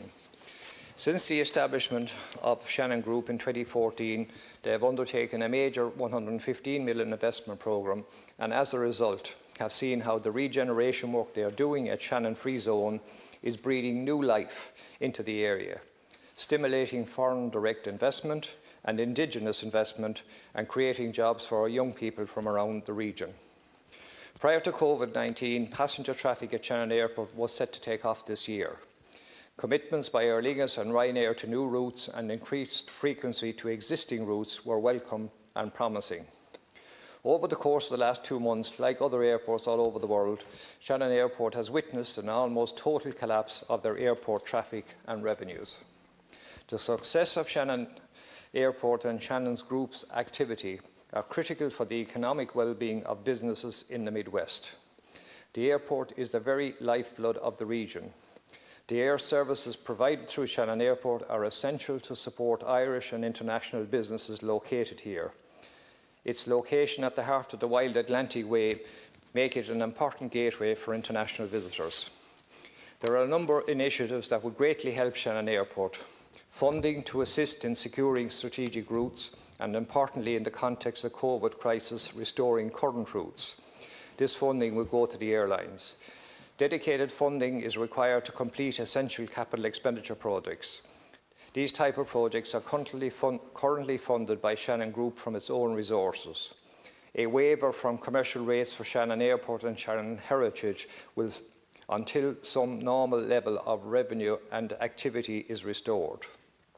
The continuation of the wage subsidy scheme for the aviation and tourism sectors severely impacted by the pandemic. Minister, Shannon Airport is at a critical juncture. Any new government needs to secure the future of this vital service hub for the Midwest. We need to pursue the restoration of Shannon Heathrow route as a matter of urgency. Yeah, Deputy Larry, I thank you for your contribution, which is very reasoned, indeed, and very moderate. And I would say this, that what you voiced there is the expression of opinions which I've heard all over the House for the last 2 hours. And it is a plea for the workforce and an understanding of the extraordinary change which has been made to their lives so suddenly. And that's something which I think all sides of the House share. It's a matter of how we address something which is utterly unprecedented. And I would say this to you, the special pleading which has been made for Shannon in this House tonight is very convincing, not just for strategic reasons, but because of the condition and the difficulties in which the workforce find themselves, and also because many people feel that the airlines have behaved in a way which is lacking in that sympathy, which might have been expected. But I suppose On the other side of that coin, we have to acknowledge the fact that what we're facing here is a lot of airports, a lot of airlines, which are hemorrhaging money. And if the situation went on without us taking the action that we did, some of them would be facing oblivion. And if they were facing oblivion, the workforce would be in a worse situation because there'd be no jobs for anybody. And what we're doing here is obviously trying to create a space where we provide those supports, which I've already listed, but you know, the Shannon Airport, which you've mentioned, and other airports are using the temporary wage subsidy scheme. The pandemic and unemployment benefit is going to people who have unfortunately been laid off. There is, we have introduced possible 3-month rates waivers, stabilisation recovery funds, and all sorts of subsidies and supports for airlines and for the people who are so badly affected. It's not a panacea. It hasn't worked totally in its totality, but what it has done is recognise the real difficulties which people they find themselves. Thank you very much. Now, Deputy Healy-Ray sharing with Deputy Carl Nolan. Thank you very much, Councillor Caller. And I'm going to make sure to stop in time to give the Minister a chance to reply, because the first thing I want to raise with you is very, very important. I have 3 specific points, but Minister, it's with regard to people who want to do their driving test. I want you tonight to clear... No, the Minister will allow me... The Minister will allow me the opportunity to give him the chance to explain to the people who desperately want to know what is going to happen to people who need to sit their driving test. They want to get their full licence. We have young nurses who are going to work every day, who are on the front line, who haven't seen their family for weeks and months, and they're in this awful position that on one hand, they have to get to work. They don't have a full licence, perhaps. They can't have anybody in the car with them. And I'm asking you, can you please give some light? Because the amount of people that I've had on to me personally is frightening, absolutely frightening. And I'm only one person. I'm sure everybody else is in the exact same position. So can you please give some clarity on that issue? That's number one. Number two, with regard to aviation.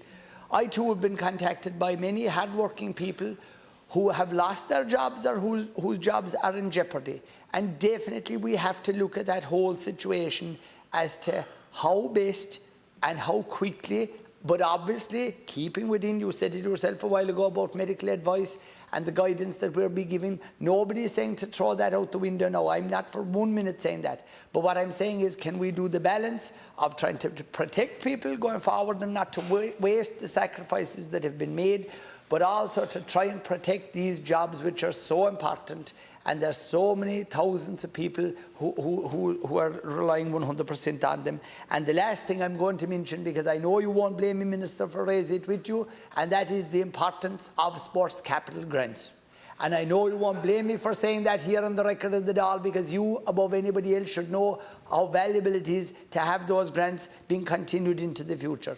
And in particular, if you can answer me about the licences, I would appreciate it so much. Any sports grants for the aviation sector? I thank you, Deputy Healy-Ray, for his contribution. You've got a brass neck, I'll say that for you.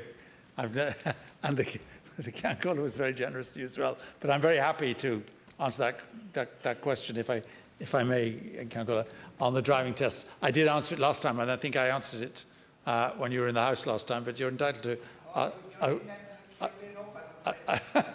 but I will answer it. I will answer it again. I share exactly what you say in terms of sympathy for the people who can't do their driving test at the moment. And what you're saying, of course, is right. But what you're not providing for me is a solution. And the reason why they're not doing their driving tests is a very good one. And that is because it is a danger to their health. And it's a danger to their health for the people who are taking them on their test. And I will take the advice of NEFID on that particular issue. If they say at any stage it's all right for driving testing to go ahead, I will obviously accept it, and I'll go to Cabinet and say I think that should happen. But at the moment, that is not on the early opening list. because people have to sit very, very closely beside each other for a very long period of time. It's a very unfortunate situation. The alternative, which is often suggested by people who are taking your point of view, and I get like you do, I get complaints about this every single day, an awful lot of them. But the alternative is obviously to let people out on the road without having taken their driving tests. That's not acceptable. That's a safety issue. And it would be absolutely unacceptable, and I know some people say this should happen. It would be totally unacceptable to allow people who aren't qualified to drive to go out on the road and do dangerous things and kill people. So the answer to that is, Deputy, I will keep this in mind, I will keep asking about it, but the advice is very strongly that that is not a priority. Sports capital grants, Deputy, I won't be here for them. I won't be able to do anything for you. But I will make a strong recommendation. I'll leave a note on my desk for my successor saying that contact Deputy Healy-Ray when it comes to sports capital grants. He's the man who knows how to manage them. All right. Nice. Thank you, Minister. Deputy Carol Nolan, now follow that. I'll be very brief. I just want to start by saying that, yes, there are difficulties in the aviation sector, and I wholeheartedly support the call for jobs to be strongly protected. And I'd just like to ask, Minister, has there been any plan drawn up in terms of the impact or what you expect to be the impact on the sector, and indeed streams of funding identified? I do feel that it's so important for the regions and the local economies in those regions, not just our cities, that the aviation sector is protected and indeed supported. And on that note, just that connects very well with that is in terms of the buses and transport coaches. Obviously the transport is needed to get people to the airports, Count Corla, so there is a connection.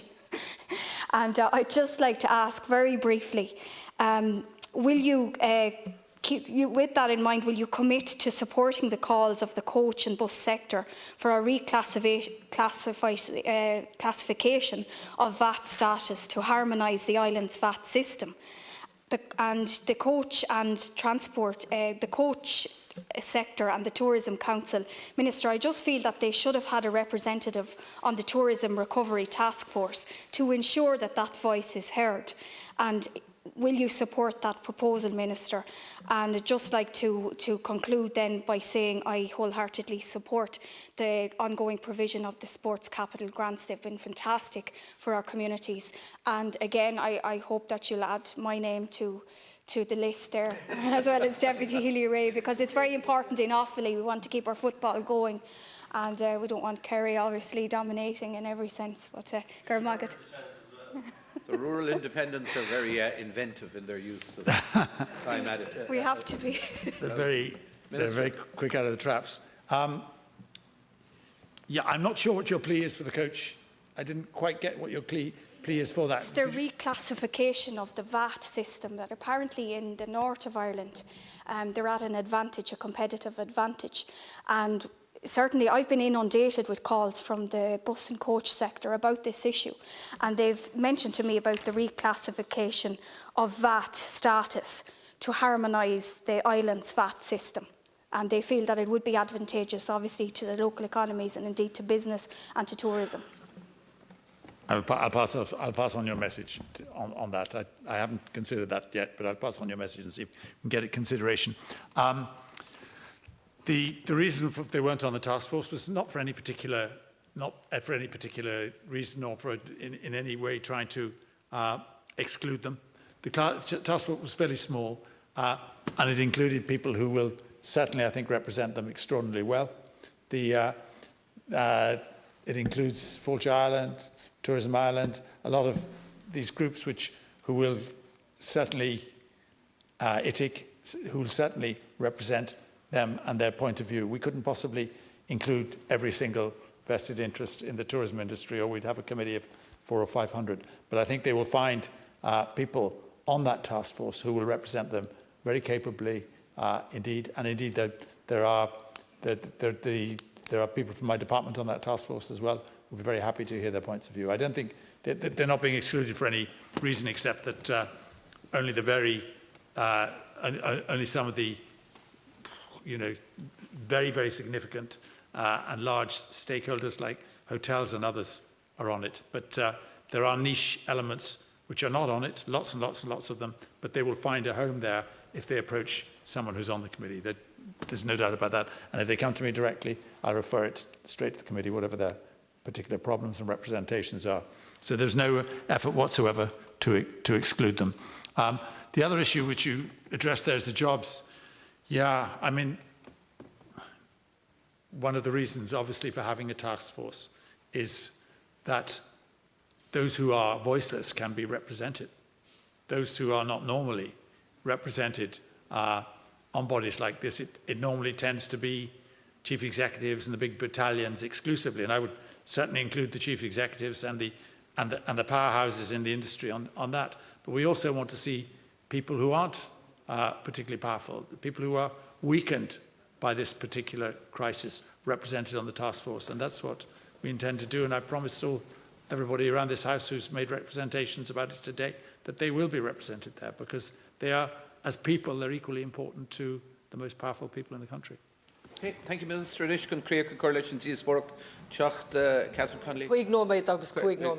Minister, while you're writing love notes on your departure, you might include one for the 24,000 people in Galway who asked you to carry out a feasibility study on light rail, and I'm still awaiting an answer. So maybe you'll just do an extra little love note on that, on reflection now, given the post-COVID conditions and the climate change challenges. In relation to this, I welcome the opportunity to speak, and I welcome the task force. It is a little late in setting it up, but I do welcome it.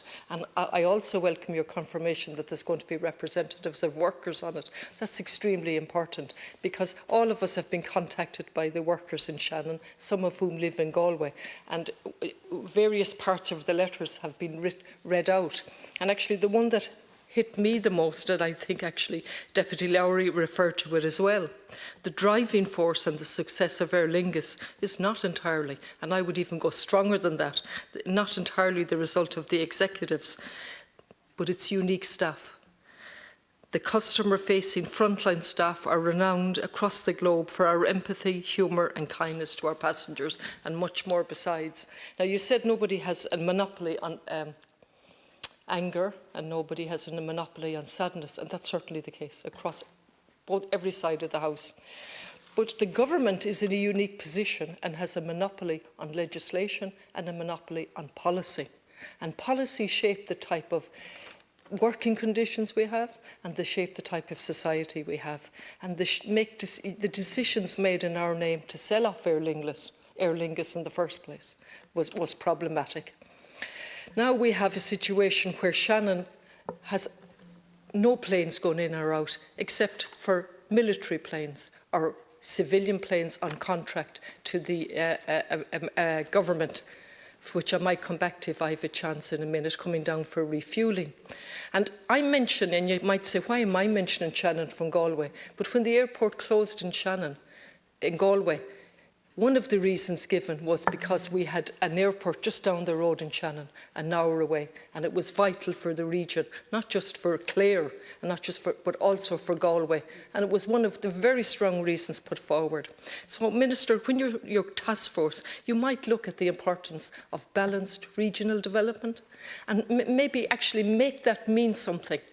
And Shannon is vital if we're seriously interested in balanced regional development. Now, you were asked earlier on, did any airline approach you for a bailout, or for help, not for a bailout, for help, as Lufthansa has done in Germany? And your answer to that was the wage subsidy scheme and the PUP payment and others. Now, that wasn't the question put to you, and I'm asking it again to you. Did any of the airlines approach you or the government for specific help in the way that Lufthansa did? And going back to my point on policy, we've given out the wage subsidy scheme and PUP, and Aer Lingus is availing of that in Shannon. And what I understand is, from listening, it was quite difficult for me to comprehend. The employees their wages were reduced 50% in the first place. And so when the company availed of the wage subsidy scheme, they only paid 50% of what they should have been paying. So there was a gain in here on the system. And surely on reflection, and I fully agree with the decisions taken in relation to the wage subsidy scheme actually and PUP, but isn't it important that we reflect and we say what conditions are necessary? Lufthansa, Germany have set great conditions in relation to the help they're going to give Lufthansa, including taking a share of the company, I understand, or equity in it. What have we done? We've given out taxpayers' money absolutely correctly to maintain a connection between the employees and the worker and to help the employees if they're out of work, but set no conditions whatsoever in relation to the company itself, who I see, from what I can see, and various TDs have mentioned it, the profits being made by them, and the war chest that they have for the acquisition of other airlines in other countries while Shannon remains bare. I'll finish up. You won't have a chance to answer it, Minister, because I want to give the full 5 minutes to my colleague. But in relation to Shannon Airport, I'm going to say it as quickly as I can. I understand that 2 airlines touched down this morning at 6:24 and at lunchtime to reschedule on their way to where, I don't know really, but for the purpose that they've always been used, for the furtherance of military might, American military might. It's odd that we're all talking today about racism in America and the deplorable actions of the American president, and yet we facilitate him through Shannon. Thank you. Deputy McNamara. Thank you very much, Ceann Comhairle. Minister, I would like to echo what's already been said in the Chamber today about the necessity of balanced regional development. It was very much, I think, a theme that emerged throughout the government, of which you were a member, and the lack of balanced regional development. And I think we very much, before our entire economy went into a tailspin, we very much saw this inequality develop between the eastern seaboard and the rest of the country. And I think Shannon's experience was a particular example of that, when we saw Shannon lose passengers, not just passenger share, but lose passengers in absolute terms, whereas Dublin powered ahead. Now, I don't know whether to welcome the fact that you're setting up a task force, because a task force will very much be determined, the outcome of it at least will be determined by who's on it and its terms of reference. And if you're going to put people on it along the lines of people who persuaded you that making Fingal County Council the noise regulator for Dublin Airport and that somehow they could be independent was a good idea, well, if people like that are going to be on it, I don't have much hope for it. If people who persuaded you that a third terminal at Dublin Airport was a good idea while the terminal at Cork, and even more so Shannon, lay empty, and that a second runway in Dublin was absolutely essential while there's a second runway in Shannon and our first runway isn't utilised much, yes, the second, if they are the people who are going to be on it, then I don't have much hope for it. But I do have hope that there are people in this country, and there are a multitude of people internationally who could be put on this and who could be tasked with developing a real balanced aviation policy that's good, not just for Dublin, where residents in North County Dublin have had a second runway put in over their heads. Literally, or at least the flights are going in over their heads, and where Dublin Airport are actively trying to change the planning conditions to ensure that they can fly in at night time over the heads of those residents who don't want them, whereas Shannon is a 24-hour airport. Shannon was a 24-hour airport. They've temporarily stopped 24-hour operations. And I would urge that the task force ensure that that is a temporary measure and that it will return to being a 24-hour airport. Now, Aer Lingus and Shannon have a particular relationship going back years, and it hasn't ever been a comfortable relationship. There's always been a suspicion of Shannon that Aer Lingus's sole priority was Dublin Airport. Indeed, Willie Walsh, when I sat in a Transport Committee meeting when the sale of the state's 25% shareholding in 25 in 2015 was being discussed, very much admitted that Dublin was going to be their priority. And in fairness, he didn't mislead anybody. He said Dublin will be our priority, and Dublin has been the priority of Aer Lingus. Now, the airline sector is in trouble everywhere, not just in Dublin and not just in Shannon, not just in Ireland. I accept that. And Aer Lingus is a private entity, which, as you said yourself, I noted your almost Freudian slip to say the problem is that it's a private entity. And I suppose it's amazing what a a tenure in government can do to one's perspective on matters like that. But Aer Lingus is now exclusively a private entity, and that's because of decisions made, successive decisions made by governments whose people who supported that are now people who supported the sale of the 25% shareholding, including from my own county, are now crying crocodile tears when this was the inevitable consequences of it. People who didn't support it at the time because they never had to vote on it, but certainly are members of a party who supported the sale of Ireland's 80% shareholding in Aer Lingus down to 25% in 2006. Now, I'm not ideologically opposed to the privatisation of some companies. But we are an island nation and we're uniquely dependent on our connectivity. And it does appear now that the sale of the state's shareholding in Aer Lingus was as strategically short-sighted as the sale of the state's shareholding in Air, or Aircom as it was then. And now we've had all this brouhaha about developing a broadband infrastructure, whether it'll be public, whether it'll be private. And of course we have an appalling level of customer care from Air for their existing customers, who are the majority of people in Ireland, because there's absolutely no state shareholding. There's very little control that the government can exercise. But I would ask you, Minister, if you are setting up a task force, please be sure it's fair. Please be sure that it looks at fifth freedom rights, so that you don't have people flying from Addis Ababa into Dublin and on to Los Angeles when they could. The government does have complete control over fifth freedom rights. It's not covered by open skies. They could say they need to go to Shannon in circumstances where we need to limit the number of people congregating, and these are people who are congregating unnecessarily, perhaps in Dublin Airport when Shannon could desperately do with the traffic. Please also ensure that your task force looks at the possibility of testing passengers, not just passengers coming into the country, but perhaps passengers going out, because we already have a big customs pre-clearance at Shannon, as we have physically a smaller one in Dublin, and it might be possible to persuade the federal authorities in North America to open up to European passengers who are already tested negative for COVID-19. It may become the gateway from Europe for passengers to North America, because it does need a shot in the arm, particularly now that there is no state connection and it's solely reliant on passenger numbers to determine whether or not Shannon stays, or Aer Lingus stays in Shannon or not. And sometimes one thinks that it's not just passenger numbers, that when they have to choose between a flight in Dublin and a flight in Shannon, they've always preferred Dublin. Thank you. Okay, Minister, you might correspond with the two deputies if you would, please. That concludes our debate on the aviation. Minister Ross raised an issue, an allegation that I had somehow misled the House in a previous debate, which I hadn't. Is this an appropriate time to deal with it, or should it be? It's not. Well, then if it's not, I very much thank you. But I would, of course, say that I didn't. Okay.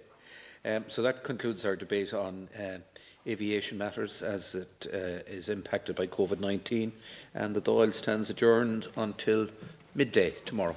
Thank you all.